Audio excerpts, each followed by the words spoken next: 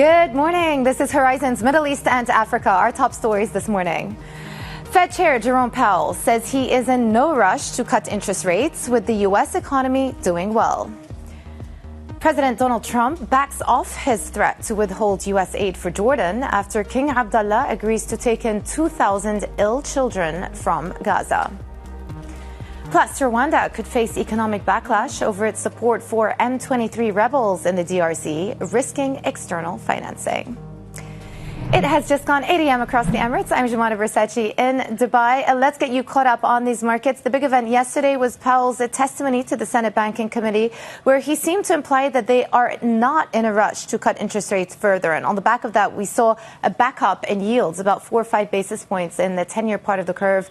But then also repricing in the front end. You've only got about 1.5 rate cuts priced in now until the end of the year. So cautiousness still coming through from the Fed. And we saw a moderate end to the session yesterday for Wall Street, basically flattish for the S&P, slightly in the red for NASDAQ. The handover today not doing a whole lot as well, I should say. S&P down 7 basis points, NASDAQ basically flat too, despite some of the green signals that are coming through from Asia. We'll get to that in a moment. 10-year yields, I mentioned, moved up around 4 or 5 basis points throughout the course of the session yesterday. We've actually come quite a long way in 10-year yields over the last couple of trading sessions, up almost 10 basis points in 2 days. So that does tell you perhaps a lot about positioning now in that space. Brent also just sitting shy of $77. We tipped a little bit lower yesterday after those U.S. stockpile numbers came in higher than expectations. So we're now trading a little bit weaker, even though over the course of the last 3 days, we are up about 2% for the energy complex. The chart I've chosen today is a little bit of a different one from usual, but I thought this was quite interesting because one of the big companies announcing that they're dialing back their DEI initiatives yesterday was Goldman Sachs. Take a look at this. This is the number of times DEI initiatives, diversity, equity, inclusion, mentions are being included in S&P 500 company transcripts. And you can see that there's been a notable decline in the last couple of years, around 2021, 2022. And all these companies were talking about initiatives. There are lots of mentions. Now it's completely fallen off the wayside. So interesting to note. And of course, the topics that are coming up more and more are tariffs and artificial intelligence. So I'm just going to park that thought there. All right, let's continue talking about the markets, though. This is the picture in Asia. Avril Hong is in our Singapore studio. A lot of green, I should say, and especially in the Hang Seng with Alibaba driving the gains this morning, right? Yeah, it's a mixed bag. There's a bit of caution because of the Trump tariff uncertainty still, and then no thanks to some of these slightly hawkish remarks from Chair Powell. So we're seeing the Nikkei that's back from holiday sitting slightly higher, declines on the mainland. But to your point about what we're seeing on the Hang Seng, this is really being driven by the Chinese tech names. I mean, we saw the big boost coming from SMIC, from Alibaba. For SMIC, this was a miss on net income, but the outlook looks solid. Of course, this is a Chinese chip maker. For Alibaba, it's those reports that it's going to be tying up with Apple to offer AI on iPhones in China. So its shares are soaring. A big boost to the Hang Seng Tech, which just a day ago clocked declines of well upwards of 2% and recovering some of that today. Other than that, amid the caution in the markets, we're seeing the yen also sliding for a third day. Jumana. Well, David Tepper will be happy. He's been increasing his exposure to Chinese stocks over the last couple of months. Avril, thank you so much for the overview. Well, Fed Chair Jerome Powell says he doesn't need to rush to adjust interest rates, a fresh signal that policymakers will be patient before lowering borrowing costs even further.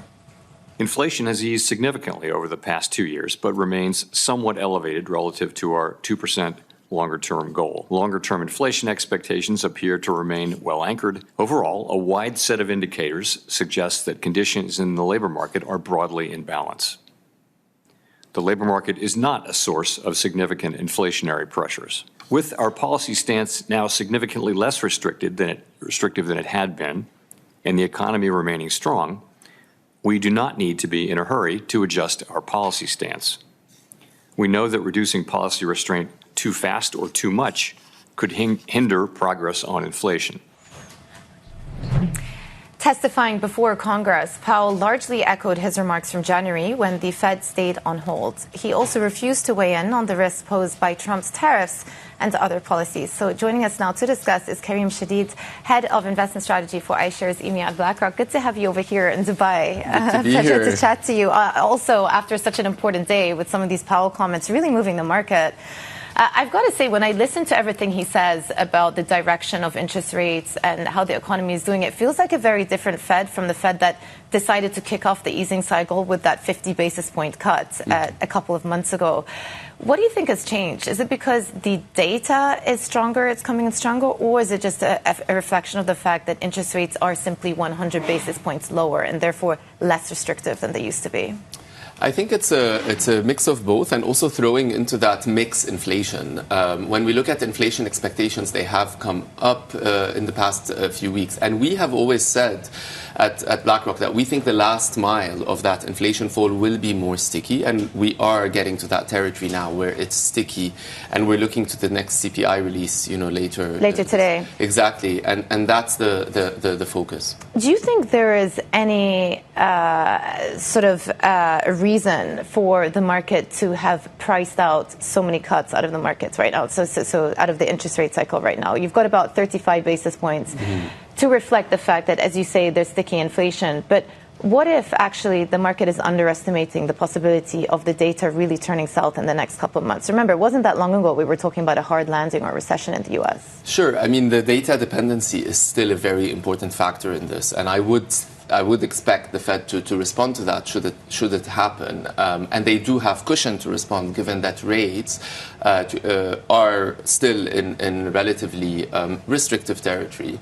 Our prediction is a terminal rate around 4%. So we're looking at the market pricing of 35 basis point cuts this year as relatively in line with our thinking, 1 to 2 cuts and then pause. Yeah, so what does that do to markets and the way you want to be allocating your assets here? Again, 10-year yields have sort of been hovering about 4.5%. Yep. S&P trying to push higher, but actually it's underperforming global markets this year. Versus you look at the performance of the S&P versus Europe and versus China, and actually hasn't had a great start to the year. Yeah, so on the bonds front, to my mind, in this environment, sitting in the EMEA region, the key theme is divergence. So we have a diverging view on duration.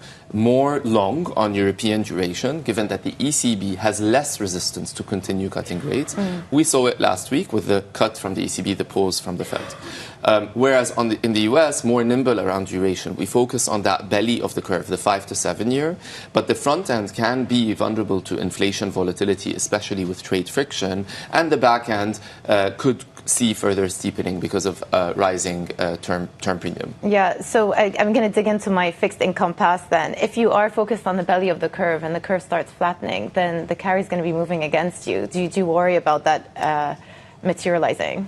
Yes, in the US, I think it can be a bit challenging. On a global level, though, we do see an unconstrained approach to investing in bonds with a focus on credit, so going more overweight on credit, can be good carry in this environment rather than taking duration volatility exposure. What are your calls on S&P? I mentioned it earlier. I'm curious to hear how you're thinking about S&P performance this year and also whether we will actually see a broadening out of leadership. Sure, and I don't want to ignore your comment about the leadership of the rest of the world versus the US, which has been a huge theme this year, given that Europe, which is severely under-owned, has started to see some rallies year-to-date outperforming the US. So I do acknowledge that. There are tactical strategies at BlackRock who have gone long that exposure, Europe versus the US. So there are tactical ways to play that.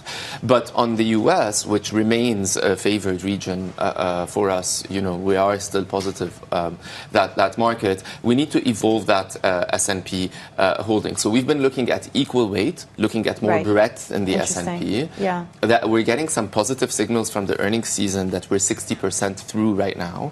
And especially because we're seeing breadth in the earnings figures beyond just tech. Yeah, even though if you look at the earnings seasons, the underperforming sectors have been the cyclical sectors. So does that not tell you that the economy is a bit running out of steam. To circle back to where we started the conversation. I mean, the global cycle is certainly not accelerating. Yeah. It is at best flatlining. And when I talk about breadth, I don't necessarily mean pile into value, small cap cyclicals. That is not what I'm saying. It's not that rotation that I'm talking about. I'm talking about breadth with still focus on quality at reasonable valuations. So I'm talking about the financials, I'm talking about healthcare, I'm talking about consumers, not necessarily piling into deep cyclicals. Yeah, it makes sense. Karim, really good to chat to you. Thanks so much for coming on our show. That was Karim Chedid, Head of Investment Strategy for iShares EMEA at BlackRock. Coming up, President Trump backtracks on withholding aid for Jordan after meeting King Abdullah. We look at what was agreed at the White House next. This is Bloomberg.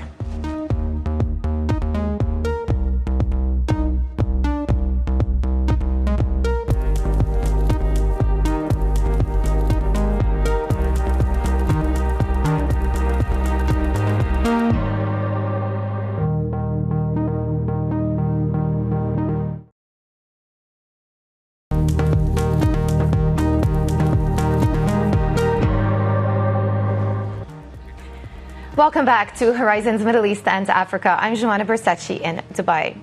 The CEO of IBM has welcomed the disruption caused by Chinese AI startup DeepSeek. Arvind Krishna told me that the reckoning over the cost of developing AI models will ultimately help fuel the adoption of the technology. We've been on this point for a long time that you do not have to spend so much money to get these models. If you're willing to make fit-for-purpose models, we do believe that the cost should be in the millions and not in the hundreds of millions. And so how do you begin to distill models down to smaller sizes, get them unique for a purpose, and then run them at 2 to 3%, so 30 times cheaper than the big models, but as accurate and as good for a domain-specific task. Do you think that, therefore, there could be a day of reckoning for some of these big tech companies spending billions and tens of billions, even $100 billion on CapEx spending plans these years? That's probably beyond my ability to compute. Is it a day of reckoning? But I can tell you that we're going to find that the usage is going to explode as the cost comes down. So maybe there's enough quantity increase that all of it maps out in the right way. Yeah, you've always been a big supporter of open source models. And I just wonder, in the case of DeepSeek, whether that actually served as a reason for the disruption to take place. Would we not have seen a DeepSeek come to the market had there not been open source models? No, I don't believe so. Because there are enough large models that people are building, not in the hundreds, but definitely in the tens. And it's hard to imagine that there's an ecosystem which doesn't have a large model to start from. Look, ideas tend to spread. This has been true for 2,000 years. People have written about this. Once there's an idea, it gets penned down, the idea spreads. Once an idea spreads, smart people everywhere can copy it. Yeah. Let me ask you a question about regulation. I started off the interview asking you whether innovation can keep up with demand. Do you think regulation is actually keeping up with the innovation that we're seeing in artificial intelligence? I'll actually go the other way around. Too much regulation early stifles innovation and then doesn't allow those companies and those nations where the regulation is heavy to succeed. We can always look at the example. I think that the EU is very good at lots of things, but sometimes the over-regulation is an inhibitor on innovation. And I think we should balance that. That was IBM CEO and Chairman Arvind Krishna speaking to me at the World Government Summit. Now for a look at some of the other stories we're following. Nissan shares are extending declines after the chairman of Hon Hai, the world's largest contract electronics maker, said it is open to buying Renault's stake in the struggling Japanese car maker. Hon Hai, also known as Foxconn, the largest manufacturer of iPhones, has been venturing into newer arenas such as EVs to offset stalling smartphone sales. Goldman Sachs is ending its policy of not taking companies public that had all-white male boards. The bank previously would only take a company public in the U.S. or Western Europe if it included 2 diverse board members, one of whom was a woman. The decision comes as the Trump administration ramps up a campaign against DEI policies. And coming up on Horizons, we dig into how much sway the U.S. president actually has over Jordan and Egypt. Our chief emerging markets economist weighs in later this hour. This is Bloomberg.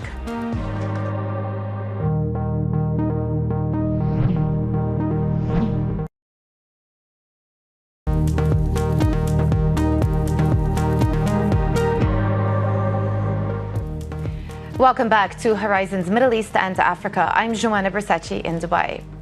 President Trump has backed off his threat to withhold U.S. aid for Jordan after King Abdullah agreed to accept 2,000 ill children from Gaza. During a White House meeting, Trump reiterated his desire for the U.S. to take ownership of Gaza, but King Abdullah sidestepped questions about the plan. One of the things that we can do right away is take 2,000 children that are either cancer children or in a very ill state to Jordan as quickly as possible, and then wait for, I think, the Egyptians to present their plan on how we can work with the president to work on the Gaza challenges. I didn't know that what you just said, 2,000 children with cancer or other problems, and that's really a beautiful gesture. That's really good, and we appreciate it. For more, let's bring in Dana Khish, Bloomberg's UAE bureau chief. The background to all of this, of course, Dana, that the U.S. president met with the Israeli prime minister a week ago. He's now meeting with Jordan's king, but he's also been very vocal about wanting to see neighboring countries around the Palestinian territories accept more Palestinian refugees. One of them is Jordan. So what came out of that meeting yesterday? Yeah, this is very interesting. It's the first Arab official meeting with Trump after those controversial comments that you had mentioned. While we did see that King Abdullah said they would take in 2,000 ill Palestinian children, Trump ended up not or kind of backtracking on the threat to withhold aid from Jordan if Jordan doesn't accept to take in Palestinians as per his plan to depopulate Gaza. Now, that was interesting as well. He did make that threat earlier, and now, withholding it or backtracking. Now, what we heard from King Abdullah during that meeting wasn't really a lot, but the foreign minister Safadi was on state-run TV, and he said that they made it clear to President Trump that Jordan's interest is above all, and that stability is very important to them, and that they have a so-called Arab plan for Gaza, and that they will propose it to the U.S. administration too, and that he also said that reconstruction does not have to mean resettling or emptying Gaza to do so. So what Safadi is saying is that Jordan, to Trump and the U.S. administration, reiterated their full opposition to this plan. And mind you, King Abdullah is going to D.C. meeting with Trump here with full Arab support. We saw Saudi Arabia, the UAE, and many others, including Egypt, opposing this plan. So it seems that they have another plan they want to propose, the Egypt one, and there will be more meetings among Arab officials for that. Yeah, and of course that summit is happening at the end of this month. So something to watch out for there regarding whether or not these Arab states can come up with a united front. But let me just turn to the here and now, Dana, and that is the fact that over the course of this week, we were talking about this yesterday, Hamas has said that they're going to be postponing the release of further hostages. Yesterday, the Israeli prime minister weighed in, and he said that they would actually renege on the ceasefire if the hostages were not released by Saturday. So how do we read all of this? And is there a real possibility now that the war flares up again? So Netanyahu's comments yesterday were a bit vague. It wasn't clear that if he was supporting Trump's suggestion yesterday about all of the hostages being released by Saturday, or the agreed upon 3 hostages a week, which is part of the ceasefire plan, that first phase. So maybe he's keeping it vague on purpose, kind of more of a pressure on Hamas to actually agree to the terms or get back to the terms and release those hostages. Now, we have to also think about, the far-right coalition of Netanyahu and internal politics there. These far-right people, they were in support of Trump's comments about, all hell will break loose, or that, Hamas will see what we can do if they don't release the hostages. He is trying to, they're a balancing act for Netanyahu. But I think that, now the U.S., the Egyptians, the Qataris, the Israelis, of course, have to come together in order to see how to resolve this impasse, reigniting the war that they worked so hard on getting it into a ceasefire. It's going to be hard. We're seeing Palestinians going back, to destroyed homes or, whatever is left of their homes. Aid is coming in. Now, the border between Egypt and Gaza is partially reopened. The Israeli army withdrawing from Netzarim. So they've made so much progress, and it's hard to see how that would just end here and reignite the war. So we are going to see a lot of negotiations here and mediations to get everyone back on track and everyone agreeing to these ceasefire terms. Yeah, it's going to be a crucial period coming up the next couple of days, indeed before Saturday. Dana Khresh, Bloomberg's UAE Bureau Chief, thank you very much. Now for a look at some of the other stories we're following. Bloomberg has learned that Israel has re-entered the global bond market, borrowing $5 billion as it looks to bolster its balance sheet after more than 16 months of war. Its two-part offers sold $2.5 billion of notes maturing in 5 years and a tranche of equal size due in 10 years. The debt priced with respective spreads of 120 and 135 basis points over U.S. Treasuries. President Trump has directed agencies to comply with orders for job cuts led by Elon Musk's Department of Government Efficiency, known as DOGE. A White House fact sheet seen by Bloomberg shows that agencies will be permitted to hire no more than 1 employee for every 4 that leave. Musk made a rare appearance in the Oval Office to defend his approach, which has involved obtaining access to sensitive computer systems and employee data. Transparency is what builds trust, not simply somebody asserting trust. So not somebody saying they're trustworthy, but transparency, so you can see everything that's going on. And then you can see, am I doing something that benefits one of my companies or not? It's totally obvious. And if we thought that, we would not let him do that segment or look in that area if we thought there was a lack of transparency or a conflict of interest. Senator Elizabeth Warren has castigated President Trump and advisor Elon Musk for shutting the U.S. Consumer Financial Protection Bureau. The Democratic lawmaker told Bloomberg TV the Trump administration was effectively sidelining the nation's financial co-ops. She says the power to shut down government agencies lies with Congress and not with Elon Musk. And a look at equity futures as we head into the open, and the picture is mixed. The S&P futures slightly red, Nasdaq slightly in the green. Your stock futures up 0.3%. On people's agenda today is that U.S. CPI print. Hopefully, we'll get more clues about the direction of travel for the U.S. economy. Coming up, Spinneys reporting record revenue of 3.2 billion dirhams. Our exclusive interview with the CEO is next. This is Bloomberg.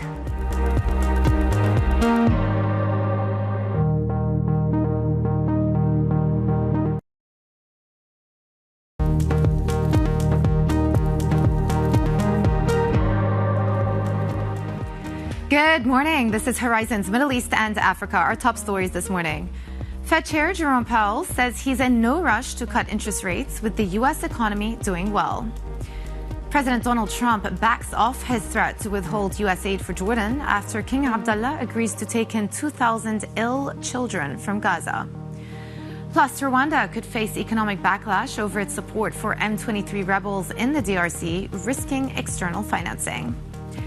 It has just gone 8:30 a.m. across the Emirates. I'm Joanna Versace in Dubai. The markets are reacting to the Powell's testimony to the Senate Banking Committee yesterday, where he signaled that they were going to be cautious on the path ahead for cutting interest rates. And what we saw is Wall Street dipped slightly into the close yesterday. Right now, not doing a whole lot either. S&P basically flatlining, 5 basis points below the flat line. Nasdaq not doing a whole lot either. The focus for investors will be that CPI print later today. Watch out for the core headline print, expected still to come in north of 3%. So still some stickiness coming through on the inflation front. And to that effect, that is why we've seen a backup in yields. Yesterday, the relative cautiousness or even hawkishness that came through from Powell pushed up yields by 5 basis points. Today, we're about 1.5 basis points higher as well. So we're sitting at 4.55% now in 10-year yields. Energy also in focus. We've got oil slipping a little bit today, down 0.3%. This after higher than expected number coming through on U.S. stockpiles in the U.S. So that has put some downward pressure on the energy complex, even though over the last 3 days we are up north of 2%. Flipping over, I thought it would be interesting just to note that the market now has really dialed back its expectations of how many interest rate cuts are going to happen in 2025. Remember, back in September of last year, the market was pricing in more than 120 basis points of rate cuts. Now it's only 32 basis points priced in, so 1.5 basis points, 1.5 Fed cuts priced in, around 32 basis points. So we've really come a long way in terms of market expectations. All right, let's also check in on how markets in Asia are faring. Avril Hong is in our Singapore studio. And Avril, just run us through how these markets are performing today. Yeah, markets are mostly lower in the region. There's that caution because of the continued tariff uncertainty. Some of those hawkish comments from Chair Powell not helping either. But the standout performers today are the Chinese tech names, particularly Alibaba. It is the big boost for the MSCI Asia Pacific today after reports that it's tying up with Apple to offer AI features on its iPhones in China, and that it has reportedly gone as far as submitting some of these AI features and plans to China's cyberspace regulator. So this kind of override some of the earlier media reports that Baidu was seen to be in the running, maybe now not as favored anymore for supplying some of these AI features in China. And you can see the ensuing reaction in Chinese tech stocks. But apart from the news of the day, we've really been seeing the likes of Alibaba, Tencent. These are the stocks that have been benefiting from the DeepSeek narrative. And I think Bloomberg Intelligence also recently put out a really good note about how these are seen as the front runners, the future leaders in the AI sector for China because of their superior resources. They can offer best-in-class solutions.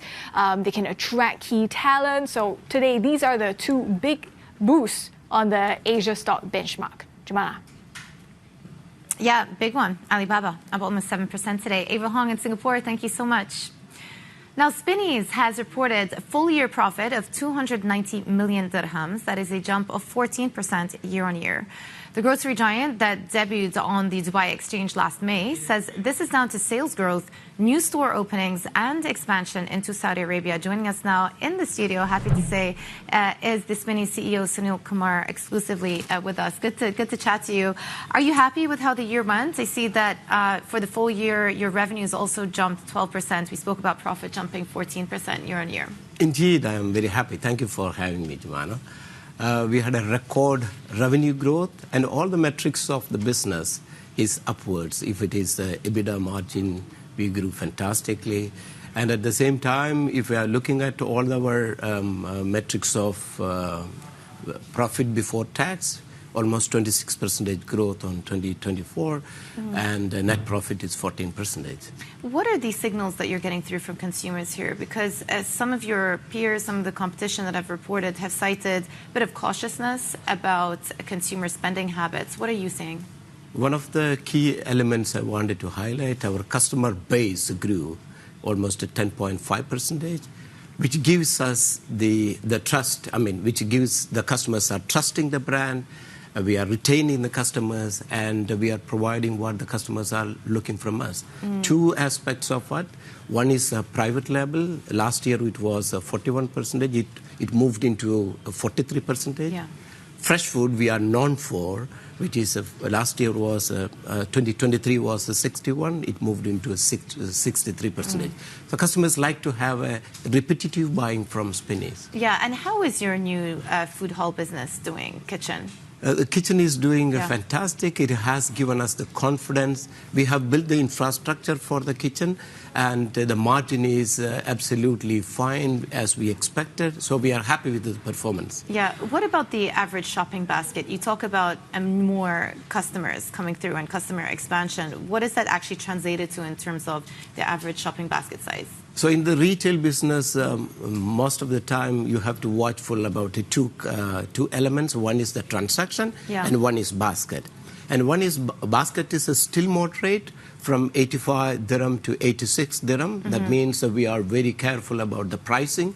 We are responsibly priced all the products range, and that's why the customers' growth you have seen. Yeah. Interesting. So that is the basket side, but on transactions, you are seeing more transactions. The transactions the transaction growth is there compared to 2023. We have grown 1 dirham on transaction growth, but almost a 10.5% growth. So the customers are repeatedly coming to the store. Yeah. And the basket size, it is 85 to 86 dirham. Okay, interesting. How is your online sales business doing? Now, 2023, it was at 10.5, and it moved into a 14%. Unfortunately, we don't have the presence of brick and mortar and all the corners, so it is an opportunity for us to serve the customers. Having the aggregators as well as Spinneys.com, it moved into a 14% sales rate. Do you think it's an area that will continue to grow for Spinneys? Definitely it will, because we can't have a brick and mortar, our physical store in all the corners. So it is an opportunity for us to serve the customers, and it will, we are looking at our own platform, Spinneys.com, as well as Spinneys Swift, to enhance more to achieve the targets for customers. Yeah. What about geographic expansion? Last time we spoke about your foray into Saudi Arabia. Talk to us about the evolution there and whether you've set your sights on other jurisdictions. You know, Spinneys is a Middle East brand. 100 years we celebrated in 24. We opened 2 stores in Saudi Arabia, and we are opening 2 more stores in Saudi Arabia this year. And we are looking at an opportunity whenever it is suitable, and we will be looking at the Middle East. And our aspiration to be a Middle East brand. Yeah. What is it about the Saudi market that is attractive to Spinneys? In the Saudi market, when we opened the 2 stores last year, and we are more than happy how the customers has reacted to the brand, and particularly the premium segment, where I have seen the similar pattern of a fresh food and private label penetration within Saudi. So we are very happy with the Saudi market. Yeah. Just a final question to round up. I see you're paying out a dividend as well. What was the catalyst for that decision? So we had a board meeting, and 70% of the profit is going to be the dividend, and 203 million dirhams is the total for the 2024 dividend, and that will be distributed after 8 years. Is that something that investors can expect moving forwards? That was the guidelines we had given, and going forward, we will be looking at what are the opportunities for us to improve the life of customers as well as shareholders. Fantastic. Thank you so much for coming in on our show today. Really good to talk to you. That was Sunil Kumar, the CEO of Spinneys. And coming up, Rwanda could lose more than $1 billion in aid over the conflict in Congo. Details next. This is Bloomberg.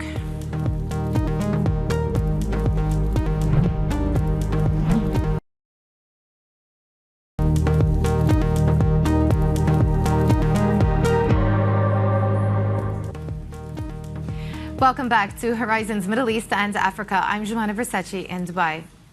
Rwanda could face an economic backlash over its support for the M23 rebels who have seized territory in the Democratic Republic of Congo.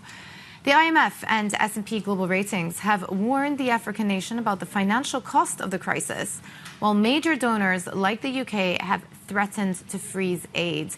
For more, Bloomberg's Ondiro Ganga joins us now from Kigali. We looked into the financial impact that all this fighting is having on Rwanda. And of course, Rwanda is a country that has been very dependent on aid, on foreign aid. What is the impact as of now? And what is it likely to be if this fighting continues?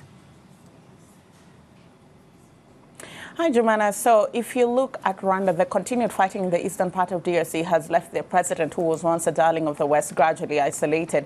And this is raising the risk of financial pain for the country. Take a look at the Eurobond maturing in 2031. $620 million fell 2.2% to trade at 81.9 cents to the dollar when M23 entered Goma. Though they've since recouped some of those losses and is currently trading at 83.4 cents to the dollar. If we also look at the internal financial functions of the country, they have a big budget and a budget deficit of 6.9% to GDP. Their debt to GDP grew 80% in 2024, and they were allocated moderate risk of external debt default, or rather distress. And this was before the fighting. The fighting only escalates financial pressure on a country that is in an already delicate situation. And why do I say this? Like you mentioned in the intro, Rwanda heavily relies on aid and also external financing, which could be jeopardized by the current fighting in DRC. And IMF sums it up really well, saying that the prolonged crisis could lead to significant humanitarian and economic losses, fiscal pressure, and also delays in development financing.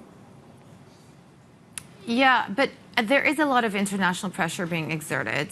We were speaking yesterday about the Heads of State summit that took place, and certainly there's a desire to see a cessation in hostilities. But in the absence of that, What could be at stake for Rwanda? Could they actually be cut off from some of the foreign aid and some of the concessional finance that has come through? Joanna, grants account for 5% of total financing in Rwanda. External project financing accounts for 22% of total spending. If this is cut off, then it changes their economic growth model. We'll see a slowdown in infrastructure spending. We could see a slowdown in tourism, which has brought them big bucks because of their Visit Rwanda slogan.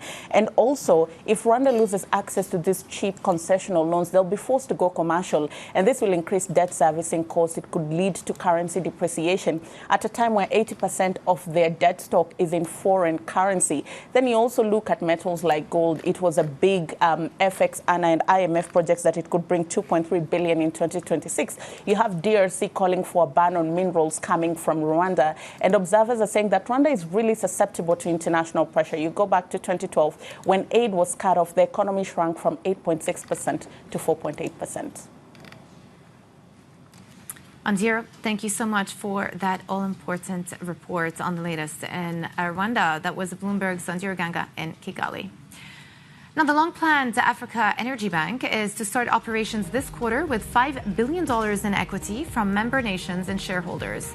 Nigeria's petroleum minister says the bank is projected by shareholders to have as much as $120 billion in assets within the next 5 years. It will be headquartered in the Nigerian capital, Abuja. Efforts by South African authorities to combat corruption appear to have stagnated, with the country remaining below the global average on an index that measures perceptions of graft. The country scored 41 on Transparency International's Corruption Perceptions Index, the same as the year before, and below the global average of 43. Somalia's government has reached an agreement with the Abu Dhabi Fund for Development on the settlement of $257 million of debt. The accord was signed on the sidelines of the World Government Summit in Dubai. And coming up, as President Trump reiterates his plan for U.S. ownership of Gaza and resettling Palestinians, we take a closer look at how feasible the proposal actually is. That's coming up next. This is Bloomberg.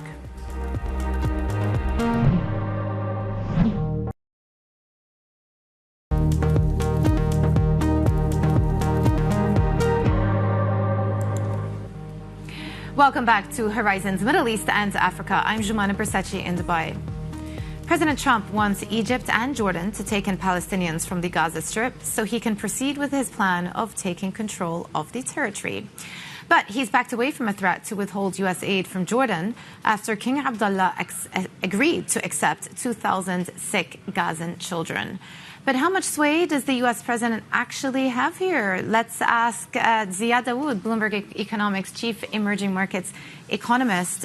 Well, the question obviously is a pertinent one. You put out a research piece yesterday just analyzing how much aid has been distributed from the U.S. into Jordan and into Egypt. Big topic of conversation now, given what's happening in the region, but then also given the fact that the U.S. themselves have decided to sort of downsize the amount of foreign aid that they're distributing around the world.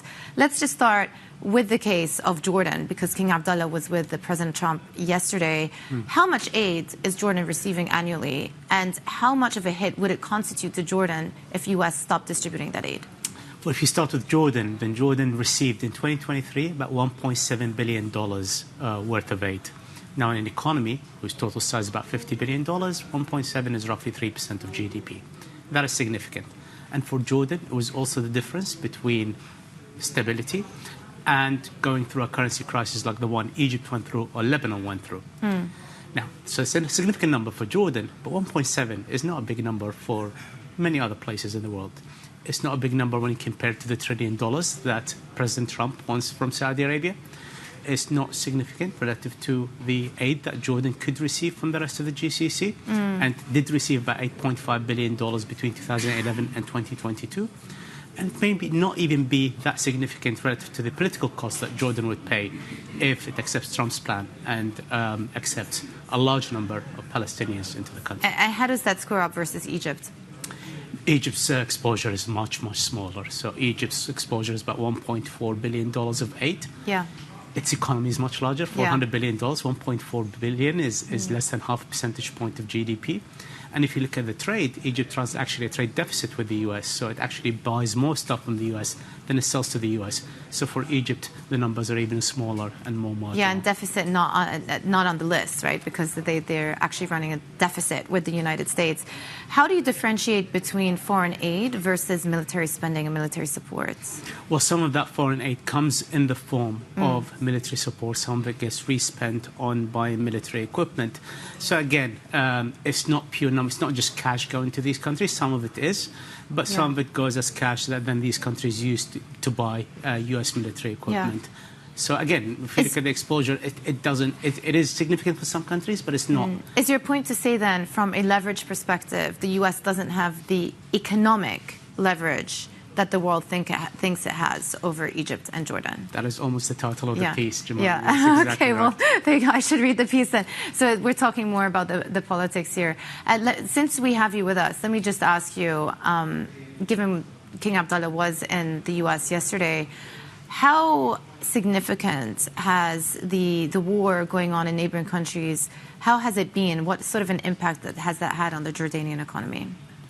Well, on the region, it did have a significant impact. Obviously, it had a significant impact on Gaza. It did have a significant impact on Israel. It did have a significant impact even on Egypt, where the Red Sea has been largely shut to international trade and traffic, and that cost Egypt billions of dollars. We didn't notice that because Egypt received far more from the UAE, from the IMF, and from other countries. In terms of Jordan, it probably was significant in terms of the political risk, in terms of potentially tourism. But again, the country does receive aid from the US. It is on the IMF program. It does receive aid from the GCC. So it was not quite felt in the Jordanian economy. So earlier on, when you were describing the numbers to me, you were saying, $1.5 billion plus or minus. That isn't a big number in the context of how much money is in the global pool for foreign aid.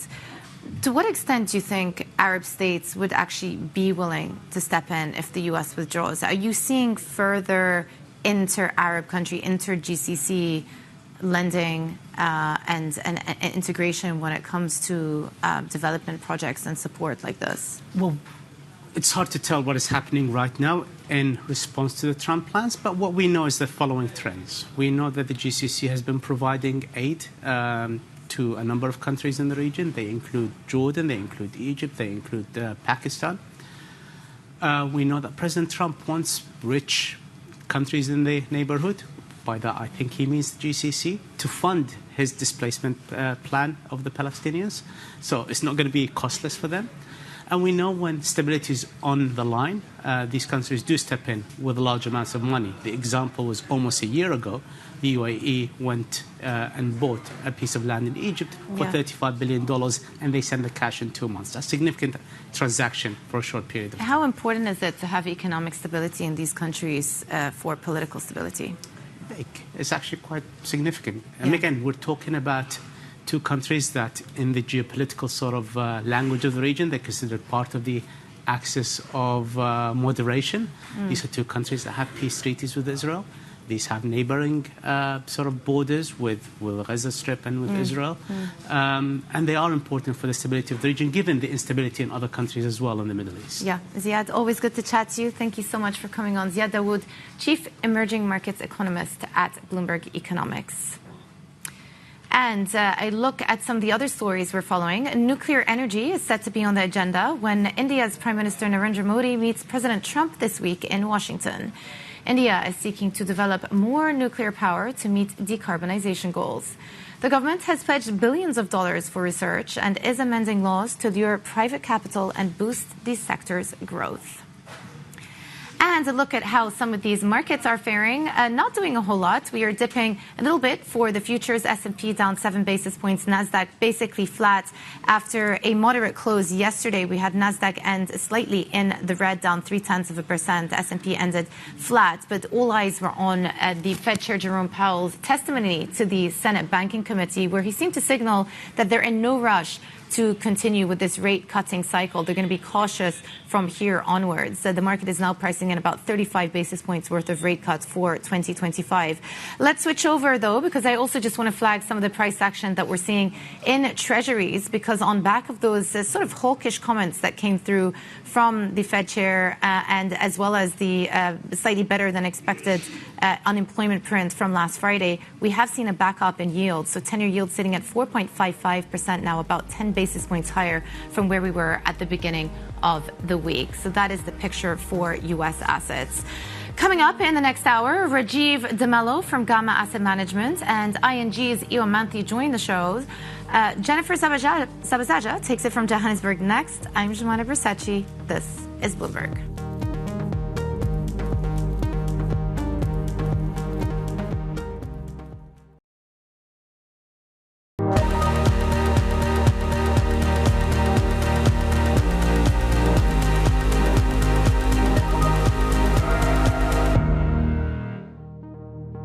This is Horizon's Middle East and Africa, our top stories this morning. Fed Chair Jerome Powell says he's in no rush to cut interest rates with the U.S. economy doing well. President Donald Trump backs off his threat to withhold U.S. aid for Jordan after King Abdullah agrees to take in 2,000 ill children from Gaza. Plus, Rwanda could face economic backlash over its support for M23 rebels in the DRC, risking external financing. Good morning. It's just gone at 7 a.m. in South Africa. I'm Jennifer Zabisaja in Johannesburg. Welcome to the second hour of Horizon's Middle East and Africa. And as we were just mentioning there, the story of the day on Tuesday was really about Fed Chair Jerome Powell's testimony on Capitol Hill. And we're seeing markets reacting ever so slightly to those commentary. But if you can take a look at equity futures right now, not doing too much, but really the headline from what we heard from Jerome Powell is that he feels that they are in no rush to lower interest rates, again, reinforcing bets that monetary policy will stay tight for now. So if we take a look at U.S. equity futures, this is where they are just ahead of Wednesday's U.S. CPI print, which we are waiting for, potentially the next market catalyst for investors. On Tuesday, we saw a mixed session on Wall Street, and we saw most big tech down, but Meta actually was the outlier there, actually notching a 17th straight day of gains. The 10-year yield, we actually saw U.S. Treasury yields climbing after those comments from Fed Chair Jerome Powell. The 10-year yield is trading right now at 4.55%. And again, those comments really reverberating across the markets right now. Brent crude is down again, nudging lower, just about 0.4%. And we did get a report on Tuesday that indicated a large increase in U.S. crude stockpiles. Also watching closely what emerging market equities are doing. Little change right now, but on Tuesday, we did see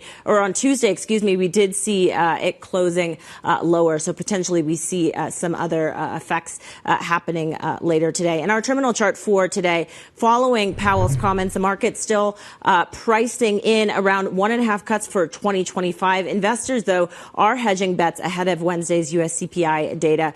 Potentially, we'll get some more indications, and we will get that CPI print just before we hear the second day of Powell's testimony on Capitol Hill. But let's check in on how markets in Asia are faring. Avril Hong is standing by in our Singapore studio with more on that. Avril, what are you watching for this morning?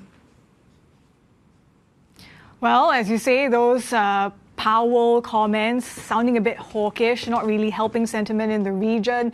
Then we also have that continued tariff uncertainty. So stocks in the region mostly lower. That's offsetting what we're seeing from the optimism around Chinese tech names. Of course, key among them today in the spotlight has been Alibaba.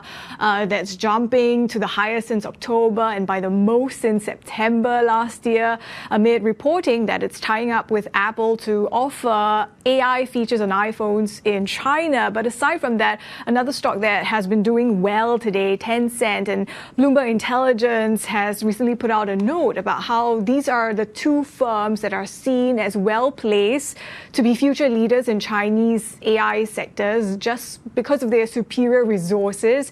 They can push out best-in-class solutions. They can attract talent. So Chinese tech names doing well today. But flip the board, I wanted to highlight a another element for you.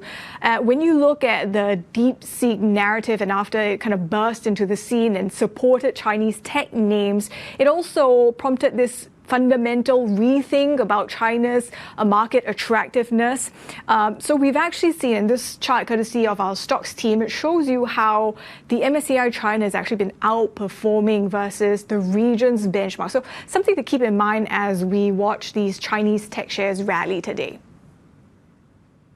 Thanks so much, Ava Hong in Singapore. We'll check back in with you in just a bit. Let's get back to the top story, though. Fed Chair Jerome Powell says he is in no need to rush to adjust interest rates, a fresh signal that policymakers will be patient before lowering borrowing costs further. Inflation has eased significantly over the past 2 years, but remains somewhat elevated relative to our 2% longer-term goal. Longer-term inflation expectations appear to remain well anchored. Overall, a wide set of indicators suggests that conditions in the labor market are broadly in balance. The labor market is not a source of significant inflationary pressures. With our policy stance now significantly less restrictive than it had been, and the economy remaining strong, we do not need to be in a hurry to adjust our policy stance. We know that reducing policy restraint too fast or too much could hinder progress on inflation. Testifying before Congress, Powell largely echoed his remarks from January when the Fed stayed on hold. He also refused to weigh in on the risks posed by Trump's tariffs and other policies. Joining us is Rajeev De Mello, Global Macro Portfolio Manager at GAMA Asset Management. Rajeev, great to get you on. So Fed Chair Powell there, sounding slightly hawkish. I wonder if his testimony there changed your perspective on what we'll see from the Fed for the rest of 2025. Well, the Fed is pretty much on the back seat right now in terms of the way we look at markets. The Fed is probably wargaming, just as a lot of us global macro investors are doing, what tariffs could have as impact, what could be announced, the reaction of other countries, the retaliation. All that's pretty much unknown. So it's really the inflation looking forward. He's keeping his options open. He could do anything, delay, do one cut, do two, or not do any cuts, depending on what we see and what he sees over the next few months in terms of the impact of, one, the uncertainty right now, and two, the actual imposition of the tariffs as they roll in over the next few months. So, Rajeev, as you mentioned there, we are seeing a lot of uncertainty in the markets, just given a lot of the question marks that we still have over the tariffs. What is your expectation? I mean, how are you trading right now? How are you thinking about investing right now, given a lot of the uncertainty? We're not reacting to every statement and every announce of tariffs. We're taking a more medium-term view. A lot of the policy was announced and communicated during the campaign and then in the last 2 or 3 weeks. So listening carefully to that, seems that there is really going to be quite an increase in tariffs for different reasons against different countries at different times. It's all part of the negotiation as well. Some of it is posturing for a better negotiating position, and some of them will just come into play and into force. So there's no point in really reacting to each one of these announcements, each one of the president's tweets. It's better to take a medium-term view and be a bit cautious in terms of what the tariffs mean for growth, negative, and what they mean for inflation, somewhat higher than it would have been if there hadn't been this whole tariff war. What about the prospect of retaliatory tariffs potentially from China, Canada? We're hearing a lot of other countries weighing in on their own tariffs that they'll impose. Absolutely. I mean, in trade theory, it's a game theory. So if you don't respond, you're just inviting the U.S. to actually ratchet up further. So countries have to respond, but at the same time, they want to give an opportunity for the new administration to negotiate with them on issues which are important. So that's why they don't need to react immediately and to everything. They send signals, like China sent a signal once the 10% tariffs came on board, hardly matched. It was a very more of a comment really than a real retaliation. But China will probably wait and see what is the end game in terms of the U.S. tariffs before seeing what it should do and how it should negotiate with the U.S. Rajeev, we mentioned that U.S. CPI is coming later today, just before Fed Chair Jerome Powell testifies for a second day. Could that potentially be a market catalyst that we start to see some real direction with some of these assets? Right now, it seems like there's a bit of a holding pattern just in terms of market activity. Absolutely, there is this holding pattern. Will the CPI change that? It's going to be difficult because unless the CPI number is widely off what expectations are, everybody is going to look at it forward. After all, this CPI reflects what happened in January. Tariffs weren't on yet.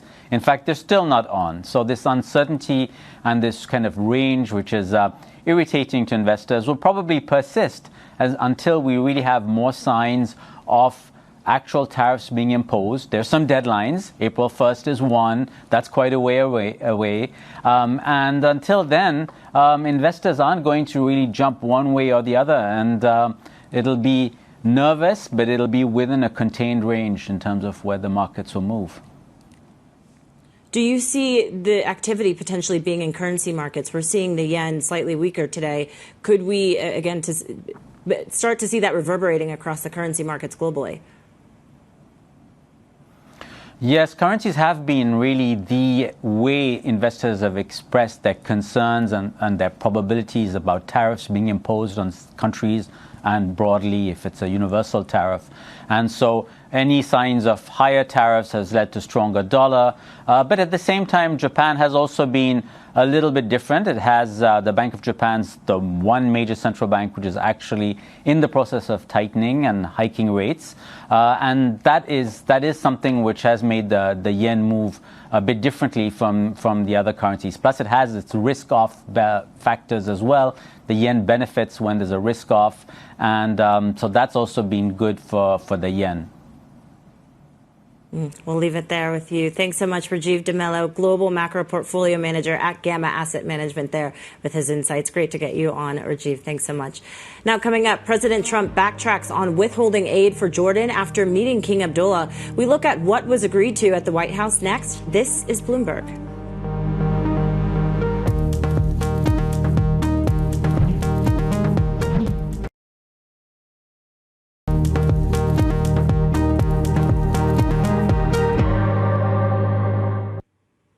Welcome back to Horizons Middle East and Africa. I'm Jennifer Zabasaja in Johannesburg. U.S. President Donald Trump has backed off his threat to withhold U.S. aid for Jordan. This is after King Abdullah agreed to accept 2,000 ill children from Gaza. During a White House meeting on Tuesday, Trump reiterated his desire for the U.S. to take ownership of Gaza.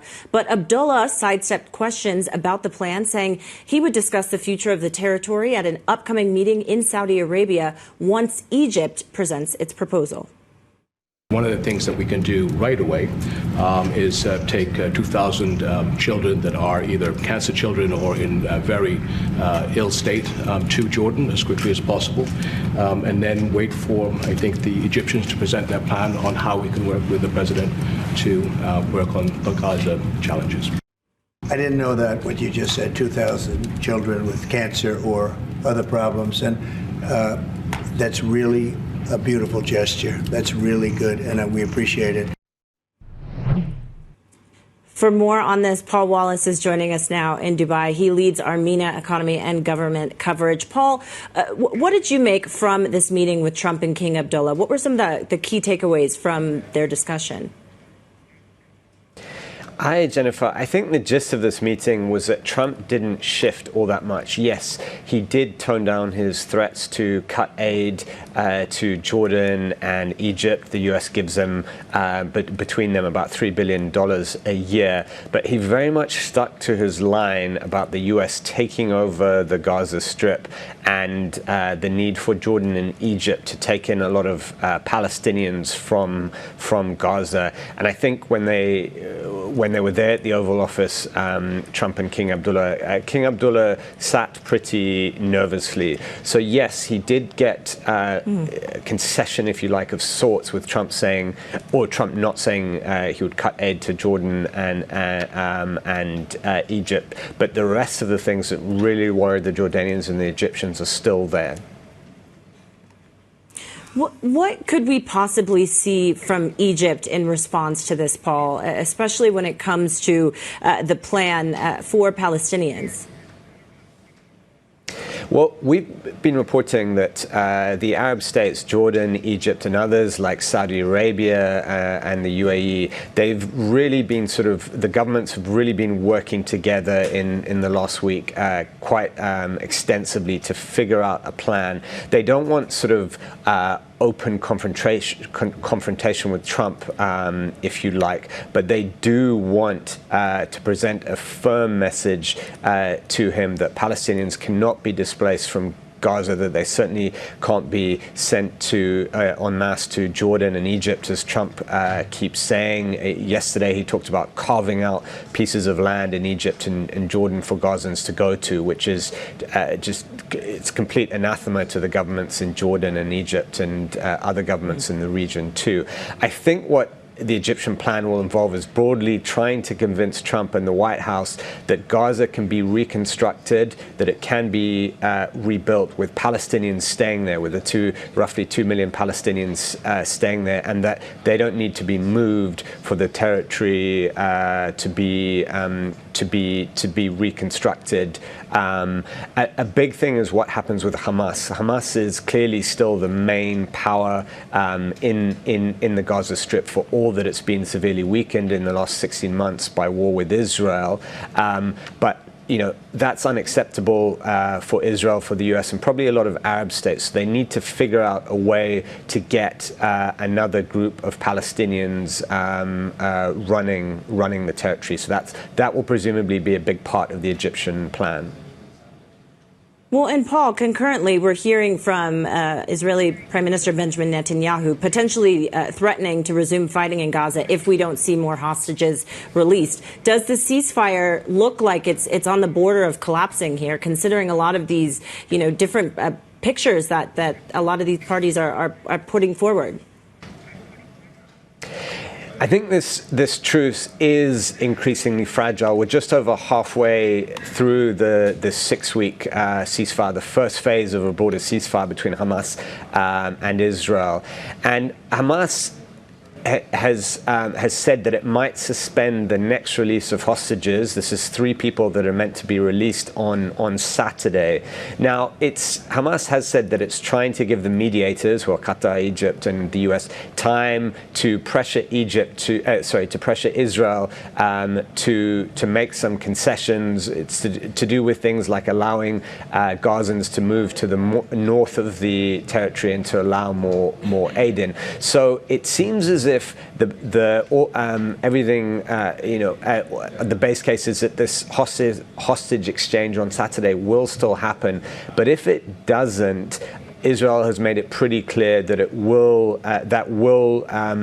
be tantamount to a collapse of the ceasefire and a return to war in the Gaza Strip. And I think it's important to note that Trump has encouraged Israel to go that route. Trump has said that if those hostages aren't released on Saturday, then Israel should restart the conflict with Hamas.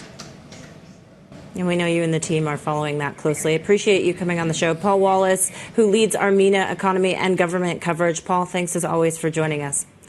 Now, coming up, we hear from the CEO of IBM on why he is welcoming the disruption caused by Chinese AI startup DeepSeek. More from Arvind Krishna next. This is Bloomberg.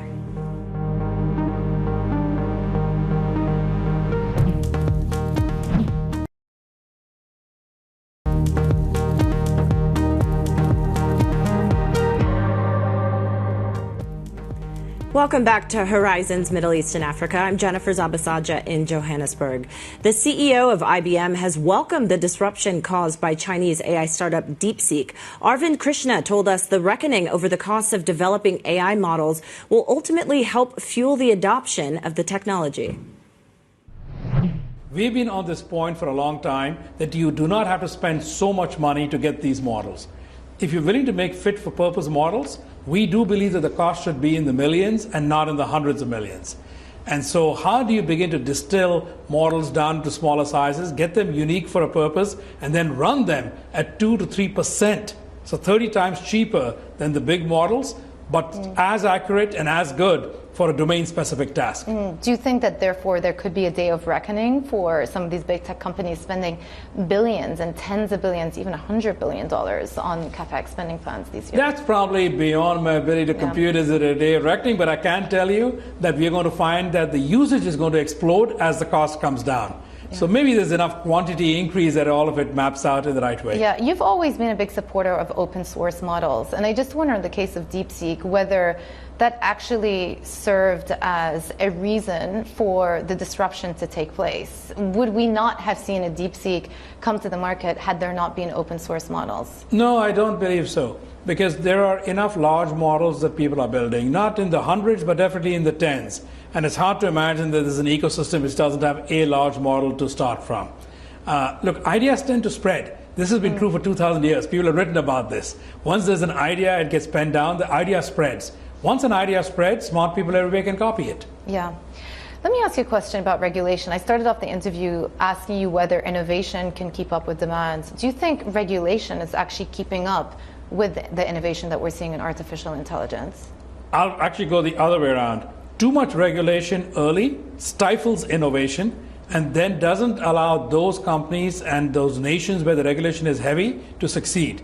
We can always look at the example. I think that the EU is very good at lots of things, but sometimes the over-regulation is an inhibitor on innovation. And I think we should balance that. That was IBM CEO and Chairman Arvind Krishna speaking with our Bloomberg Jumana Bersetchi at the World Government Summit in Dubai yesterday. Now, here's a look at some of the other stories we are following this morning. Nissan shares are extending declines after the chairman of Hanhai, the world's largest contract electronics maker, said it's open to buying Renault's stake in the struggling Japanese car maker. Hanhai, also known as Foxconn, the largest manufacturer of iPhones, has been venturing into newer arenas such as EVs to offset stalling smartphone sales. OpenAI's Sam Altman has told us Elon Musk's $97 billion offer to take control of the AI startup was just an attempt to gain a competitive advantage. Speaking to Bloomberg's Tom McKenzie on the sidelines of the Paris AI Summit, Altman also chided Musk, adding to their long-running feud. Probably his whole life is from a position of insecurity. I feel for the guy. You feel for him? I do, actually. I don't think he's like a happy person. I do feel for him. And Senator Elizabeth Warren has castigated President Trump and advisor Elon Musk for shutting the U.S. Consumer Financial Protection Bureau. The Democratic lawmaker told Bloomberg TV the Trump administration was effectively sidelining the nation's financial cops. She says the power to shut down government agencies lies with Congress and not with Elon Musk. Donald Trump is already shutting the government down by letting Elon Musk move in against USAID. He's shutting down the government. Donald Trump, through his co-president Elon Musk, is in the business of trying to shut down the government right now and doing so illegally. Coming up, Alibaba rallies on a reported AI tie-up with Apple. We get all the details next. This is Bloomberg.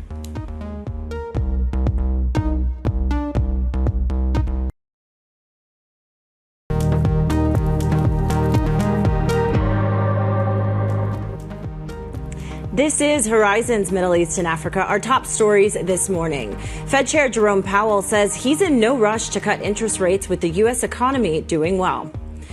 President Donald Trump backs off his threat to withhold U.S. aid for Jordan after King Abdullah agrees to take in 2,000 ill children from Gaza. Plus, Rwanda could face economic backlash over its support for M23 rebels in the DRC, risking external financing. Good morning. It has just gone past 7:30 a.m. in South Africa. I'm Jennifer Zabasaja in Johannesburg. Welcome to the second hour of Horizons Middle East and Africa. And markets are still dissecting what we did hear from Jerome Powell on Tuesday. Today, we will get a second day of testimony from the Fed chair, as well as U.S. CPI, potentially a market catalyst. for markets that are largely unchanged this morning, but still worth it to take a quick look at them. S&P futures right now marginally down, but Tuesday was a bit of a mixed session for Wall Street. We did see most of big tech, though, down. The outlier, though, was Meta, which actually notched its 17th straight day of gains. The 10-year yield also in focus right now, the yield trading at 4.55%. And we did see yields start to climb after we got that slightly hawkish commentary from the Fed chair. And Powell, again, reiterating that the Fed is in no rush to lower interest rates. Brent crude also in focus, down just over 0.3%, trading at about $76.73 a barrel.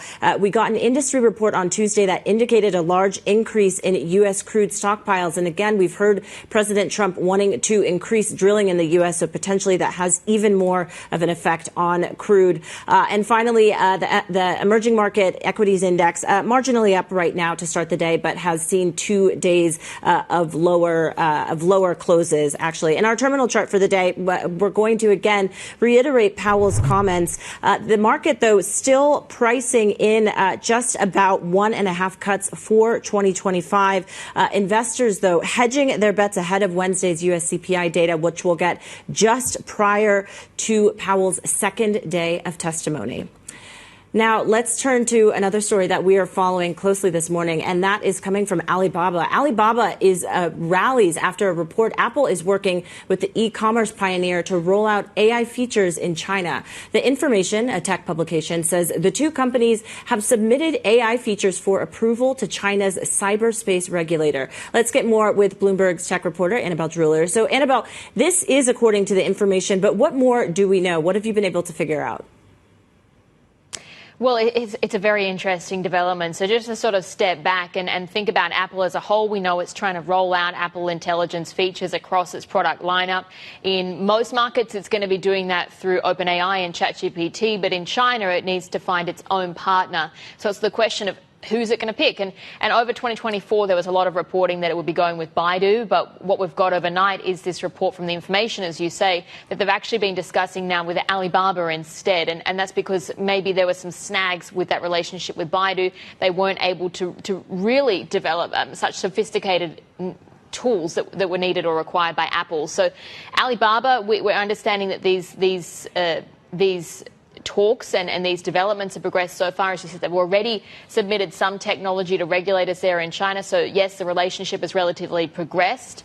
What's interesting, of course, is really 2025 has been all about DeepSeek so far. So that's a different AI platform, an AI tool. But according to The Information, again, actually, Apple did speak with DeepSeek, but they felt like they didn't have enough manpower or enough expertise to really roll out this technology at scale. But big news for Apple, of course, because they do need to find that local partner, and they are losing market share in China.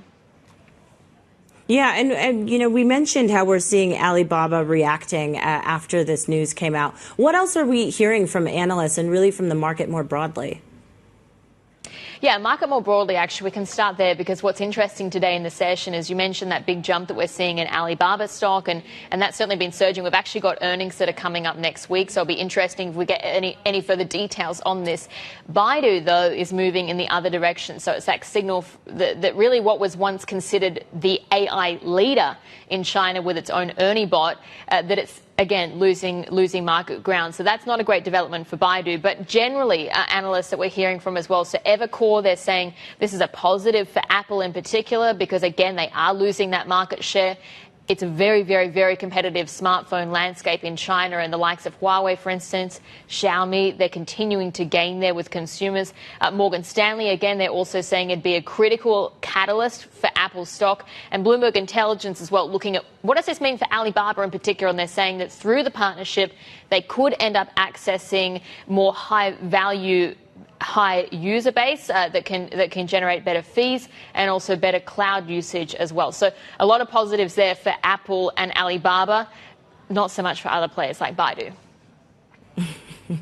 We'll wait to see how that develops. But as we mentioned, we are seeing Alibaba up right now. Bloomberg's Annabelle Drewler, always great to get you on the show. Thanks so much for joining us.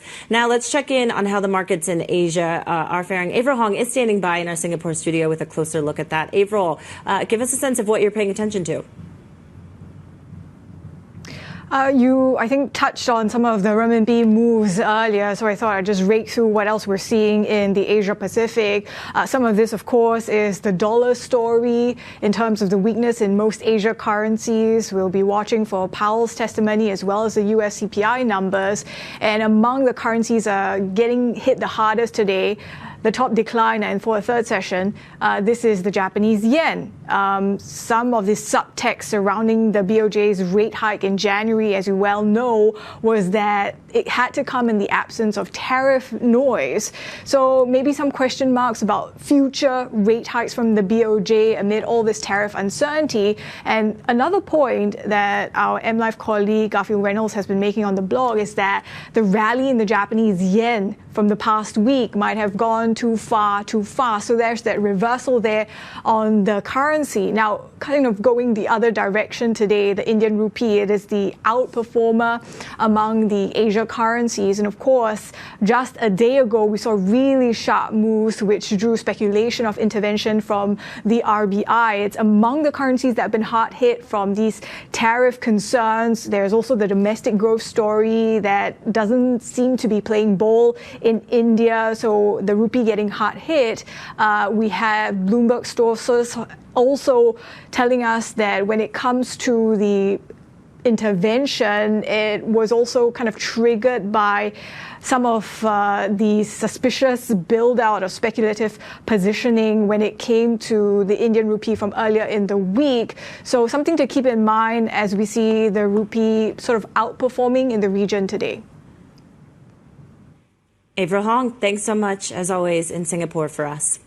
Now, let's turn back to the story on OpenAI CEO Sam Altman. He says a $97 billion takeover offer led by Elon Musk is a business strategy that comes from a position of insecurity. Altman told us he remains confident in his company's technology and strategy despite the disruption from China's DeepSeek and the bid from Musk. Look, OpenAI is not for sale. The OpenAI mission is not for sale. Elon tries all sorts of things for a long time. This is this week's episode. You take it seriously at all? What do you think he's trying to drive at with this? I think he's probably just trying to slow us down. He obviously is a competitor. He's working hard and he's raised a lot of money for XAI, and they're trying to compete with us from a technological perspective, from getting the product into the market. And I wish he would just compete by building a better product, but I think there's been a lot of tactics, many lawsuits, all sorts of other crazy stuff, now this. And we'll try to just put our head down and keep working. Does it make it more difficult to move from that non-profit model to that for-profit model for OpenAI? We're not moving to a for-profit model. We're not sure we're going to do it all, but no matter what, the nonprofit will continue to be extremely important. It will drive the mission. It will continue to exist. The board is looking at lots of options about how to best structure for this next phase, but the nonprofit is not changing into anything or going anywhere. I mean, whether they did or didn't, they built a good model. Many people will distill from many other models. Again, I feel so confident about our research roadmap and also our product roadmap that, DeepSeek will do whatever DeepSeek's going to do. Other people do whatever they're going to do. And we're just going to try to build the best technology we can and get it into people's hands. And I think that's mostly going pretty well. Do you think Musk's approach then is from a position of insecurity about XAI? Probably his whole life is from a position of insecurity. I feel for the guy. You feel for him? I do, actually. I don't think he's a happy person. I do feel for him. Okay. Do you worry that he has this proximity to the president and he can influence the decision-making of the US presidency and policies around this agenda on AI? Not particularly. Maybe I should, but not particularly. I mean, I try to just wake up and think about how we're going to make our technology better. OpenAI CEO Sam Altman there speaking with our colleague Tom McKenzie at the Paris AI Action Summit. Now on Elon Musk in his role as President Trump's most prominent advisor has increased his attacks on the federal officials and judges he sees as obstacles to his sweeping government cost-cutting crusade. Musk's latest targets are the federal judges who will decide whether Trump's blitz of executive orders violate constitutional limits on presidential power.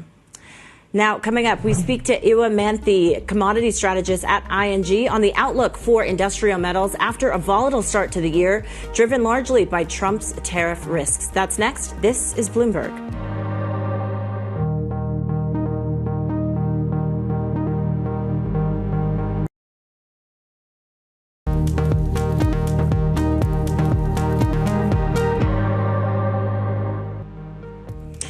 Welcome back to Horizons Middle East and Africa. I'm Jennifer Zabasaja in Johannesburg. Let's just take a quick check at what we've been seeing with commodities, and in particular with a number of industrial metals. Of course, we've seen President Trump over the past few days targeting steel and aluminum tariffs. And this is just a look at what we're seeing, at least today, from iron ore. They're up just about 1.7%. Copper also up, but we're seeing the BCOM index down just about 0.2%. And aluminum also down, which of course has been the subject of a lot of discussion since we heard that tariff talk from earlier this week from President Trump. So joining us to dig into this more is Ewa Manthey. She's a commodities strategist at ING. So Ewa, great to get you on the show. So we've heard Trump say that his proposed tariffs on steel and aluminum will hopefully bolster production in the U.S. Based on your research, how likely is this to happen? So looking historically, what happened with tariffs and domestic production in the U.S., they're really unlikely to reinvigorate this production domestically. And despite the tariffs that were imposed back in 2018, U.S. steel output has continued to fall. And really, the U.S. rivals still struggle to compete with Chinese rivals, who account for about half of global output. And the same on aluminium. Previous tariffs had really no effect on increasing domestic aluminium production. So if you look at the aluminium production in the U.S., it really has shrunk dramatically over the past few decades and still lags behind China's production. And really, that has been the main reason for that has been rising energy costs. And when you look at Canada, who's the biggest exporter of aluminium to the US, they benefit from cheap hydropower to power its aluminium smelters. So looking overall, aluminium industry in the US produced almost 10% less last year compared to 2017, which was the year before the first round of Trump's tariffs were introduced. And looking at steel, the output for steel was 1% lower last year compared to 2017. Right. So, Ewa, what does that mean for the price action? We were just showing our board there, which has iron ore still up. What's your expectation then for how we see prices start to move as we continue to approach this date that Trump has set? Yes, metals markets have dealt with tariffs and trade actions from the U.S. before. So for aluminium specifically, previous trade actions have led to a surge in U.S. Midwest premiums. So that's the surcharge paid on top of the benchmark aluminium price to get the metal delivered to U.S. Midwest. But the effect on the LME price was really minimal in that previous rounds of tariffs in 2018. And this time around, when you look at prices on the LME and the price reaction, really has been relatively muted so far. But if you look at the U.S. Midwest premium, that's already up more than 30% since Trump's win in the election last November. And the same for domestic US steel prices, they will also rise due to this increase of duties paid at ports and also increased domestic utilization rates. So our expectation is if you might see this short-term increase in prices before the tariffs come into effect. And that's going to reflect the front loading of inventories ahead of the tariffs actually coming into effect. And what it means is essentially higher near-term demand ahead of what's this increase in costs. But and you also haven't. Yeah. Oh, no, I was going to say you also have an expectation that this will potentially have knock-on effects for the construction and building sectors. When does that start to play out? So looking longer term, short term, yes, we see this increase in prices, but longer term, the prospect of global trade war is really bearish for industrial metals, and that's in terms of slowing global growth and keeping inflation higher for longer. So, with the US, with the growth in the US likely to slow due to these tariffs, and China as well already struggling to revive its economy, demand for industrial metals like steel and aluminum is likely to weaken looking ahead. All right. Ewa Manthey, Commodities Strategist at ING, joining us there from London. Ewa, great to get your insights on. Thanks so much. Now, coming up, Rwanda could lose more than $1 billion in aid over the conflict in Congo. The details on that next. This is Bloomberg.